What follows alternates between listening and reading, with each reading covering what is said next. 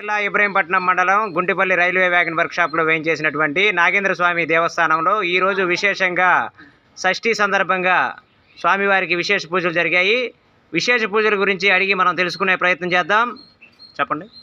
ఈరోజు స్కంద షష్ఠి, ఎందుకంటే ఆషాఢ మాసంలో వచ్చేది కంద షష్ఠి అంటారు. ఈ షష్ఠి రోజు నాడు సుబ్రహ్మణ్య స్వామి వారికి పూజలు చేసిన వాళ్ళకి కోరికలు నెరవేర్చే మహానుభావుడు. ఎన్నో కష్టాల నుంచి, ఎందుకంటే ఇది వచ్చేది కూడా 12 సంవత్సరాల తర్వాత వచ్చింది కనుక దీనికి విశేషమైనది ఈరోజు స్కంద షష్ఠి. అలాగే నక్షత్ర బలం కూడా ఉత్తరా నక్షత్రం అన్నీ కలిసి వచ్చింది ఈరోజు స్వామివారికి షష్ఠి. అలాగే మధ్యాహ్నం సప్తమి తిథి కూడా కలిసి వచ్చింది.